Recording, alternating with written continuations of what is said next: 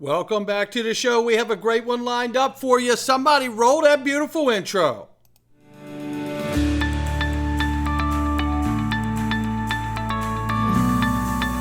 Digital Perspectives with Brad Kimes. Come on in.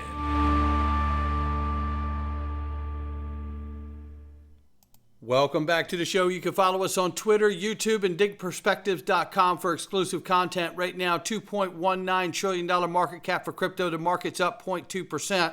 Right now, Bitcoin, 56,800 plus, 2,900 plus, almost $3,000 for Ethereum. 112 billion, slightly over market cap for USD Tether. USDC is 33.6 billion. Yes, Tether has come down slightly since the MiCA regulations, and USDC has come up slightly since the MiCA regulations have said that USD Tether is not a compliant stablecoin.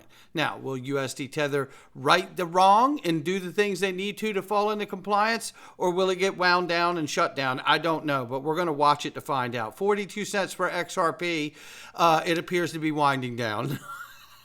Off by 2% in the 24-hour and off by 9.5% on the 7-day. And just to show you, the rest of the market is bleeding just as heavily. 12% off on the 7-day for Ethereum and off 7.4 on the 7-day for Bitcoin. The range of price for XRP between 43 and 45 cents. We will keep an eye on it. We have some cool chart information you are going to want to see before we get out of here today. I want to start with a little piece of this clip from Raoul Pal and Michael Howe from Cross Border Capital. I want you to listen just the first couple minutes here as they talk about where we are and where do you expect to see things really kind of peak waves of liquidity come in, and take a listen. And there is a bigger upside than potentially expected by many people for 2025 based on, let's say, Basel IV, the second mortgage idea. There's a bunch of things on the horizon that could make 2025 see a continuous increase in liquidity. Is that how you see it? You think it's a pretty smooth cycle we go through till when do you think the cycle peaks out at? Well, I think it peaks. I mean, our view has been it peaks somewhere around late 2025. It may be, in other words, sometime in the second half. And I think that's really a combination of probably two or three things. One is that, in my view, inflation is still very sticky.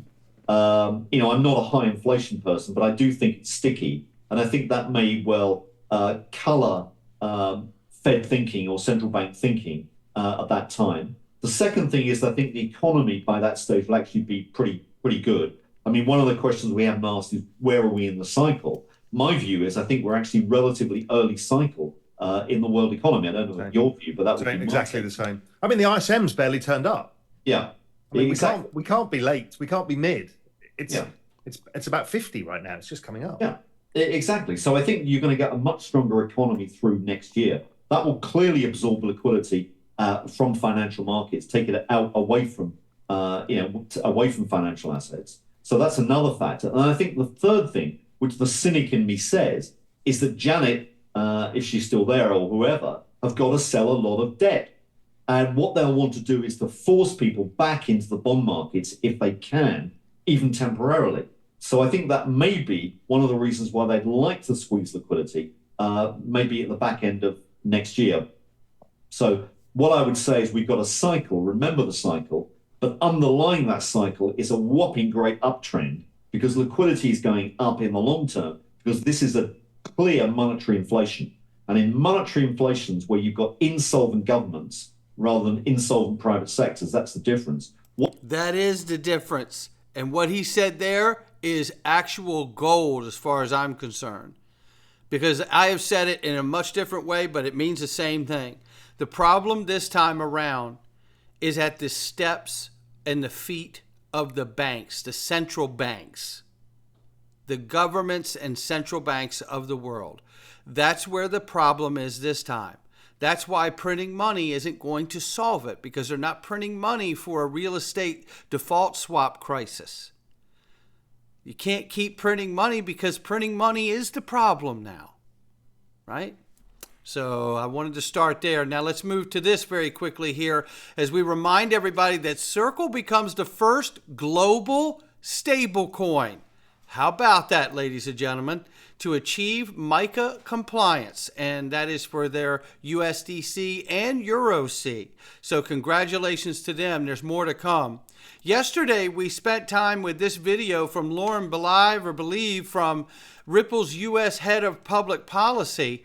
Now, I want to bring you into the tail end of this because it's very important that we understand exactly what she's saying and the magnitude of it. Have this pegged to both the XRP ledger and the Ethereum networks. And tell us more about where that syncs up with the government, and where there are kind of partnership opportunities for you all with government on moving stable coins forward. Yeah. Moving stable coins forward where your partners are. You're hearing it, right? Well, currently we are working very closely with the New York DFS, and that's a focus for us. And we are complying with all current law, mostly through the state level. But what's very exciting is, as we speak, the Congress is negotiating a stablecoin bill between Chairman McHenry and Ranking Member Waters. I know the Senate is involved, the Treasury is involved. Treasury's involved. Rosie Rios is board member. 43rd Treasurer of the United States Treasury. Craig Phillips was a Ripple advisor for a while at Ripple. Susan Friedman is the head of policy over in the UK working with the Digital Pound Foundation. Susan Friedman came from the Treasury. Remember this guy? Michael S. Barr was a former Ripple advisor. He came from the Treasury and wrote the Dodd-Frank Act that birthed the Financial Stability Oversight Council. He's currently the vice president of the Federal Reserve System. He's working on architecting legislation, as Lauren said, for stablecoins. As we speak, the Congress is negotiating a stablecoin bill between Chairman McHenry and Ranking Member Waters. I know the Senate is involved, the Treasury is involved, the New York Fed is involved, as New York Fed is involved.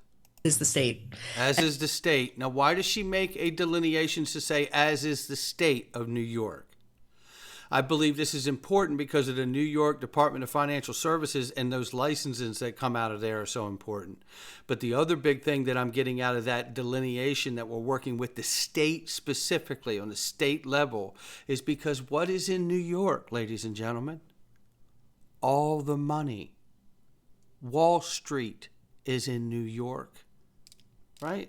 The financial intersection of the world is in New York. That's why I believe she's expressing we're also working with New York on a state level. And so that's something that could really set a great pathway, hopefully for both state pathways to have jurisdiction over this, as well as having a federal oversight. And that reveals that to have just as much power from the state level to the Fed level reveals a right side of the aisle approach in the way of thinking about this. Because remember, when it comes to legislation, the left side of the aisle wants to have it done on a federal level explicitly. And the right side of the aisle wants to have it done on a state level so it can be adjusted state by state on how they do it, right? And that's really leaning into suggesting that there's going to be a mix of federal and state level, just hopefully not a mess. And then we would be able to have the regulatory clarity, not only to operate in the country, but also to identify really good U.S. banking partners and identify real good U.S. banking partners. Well, there's a lot said in this 1 minute, isn't it? That business relationship and the security around that business relationship that we want to pursue.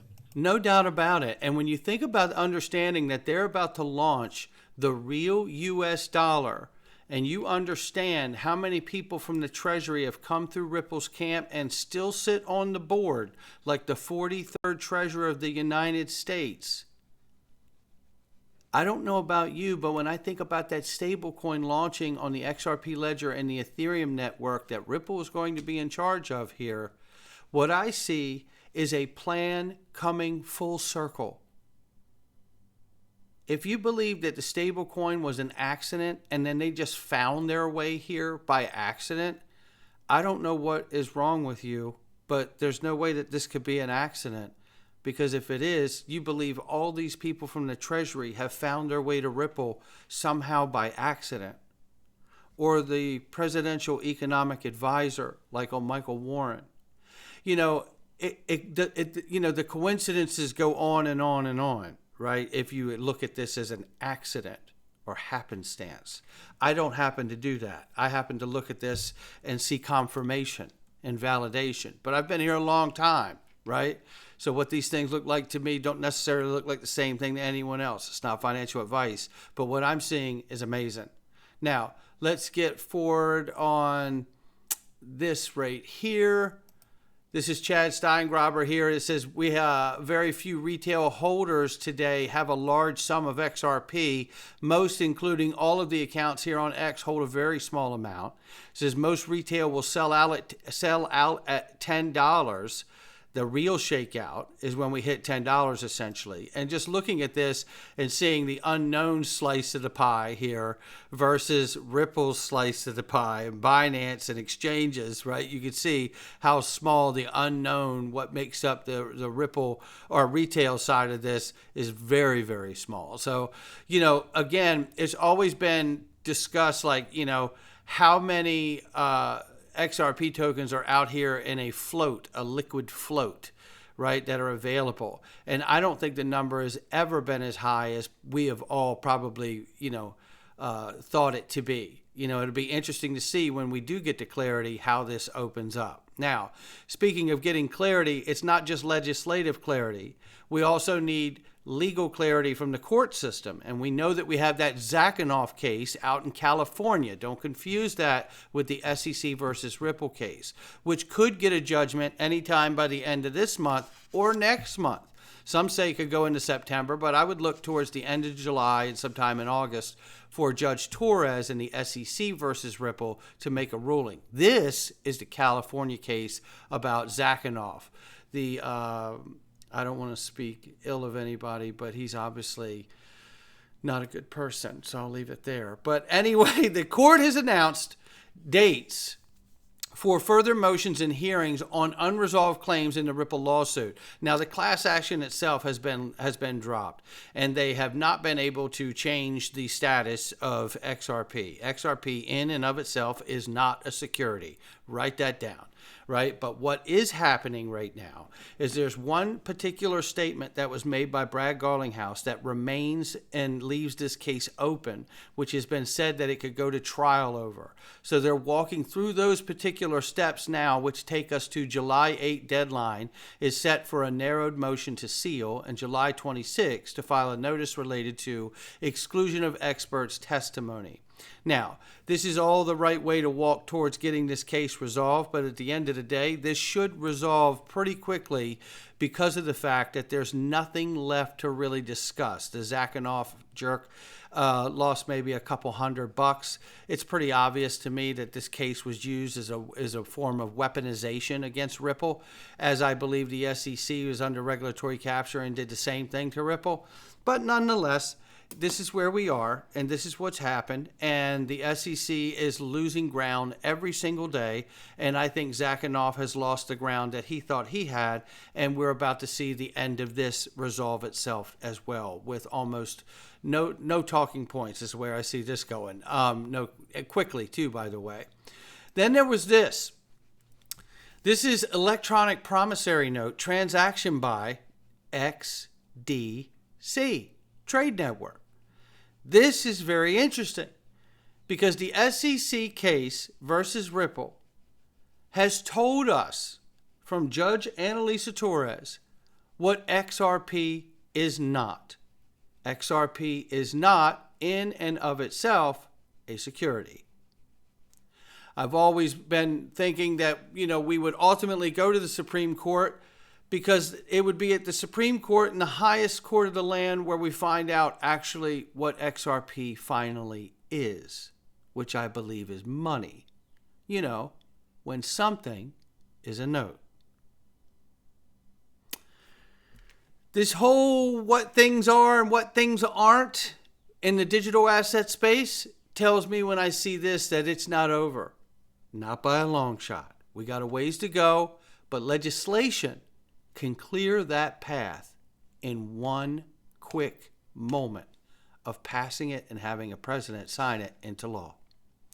We're getting closer. It doesn't feel like it when you look at the market, but we're getting closer. Take a look at this as XRP forms crucial support and rebounds as insane selling pressure wears off. Love hearing that for us. This here from Ameli here says XRP chart has formed a cyclical pattern that indicates impending price explosion. The price increase would be an echo of the 2017 rally.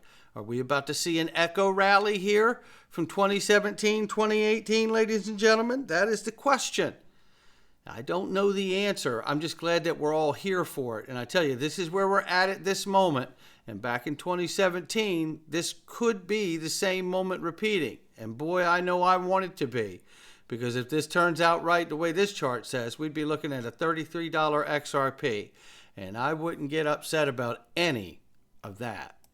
Not financial advice from me or anyone else. Ladies and gentlemen, go to digitalperspectives.com, and we know that you can't keep up with everything. If you join the DPMG, you get the Freedom Zone for free, ladies and gentlemen.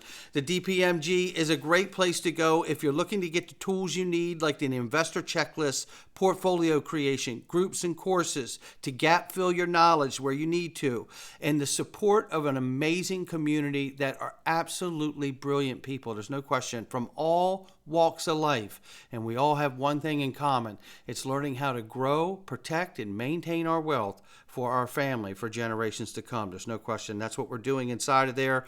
And if you're interested in learning how to use XRP Ledger Automated Market Makers, you want to be doing that. We're working on that right now. And it is an amazing experience. We're all learning a lot. And it's really something that you want to be prepared for, because the Holy Grail at one point in our life should be to never have to sell our XRP. That would be amazing, wouldn't it? All right, that's going to do it for me. Not financial advice from me or anyone else. I'll see all of you inside the Freedom Zone and the DPMG.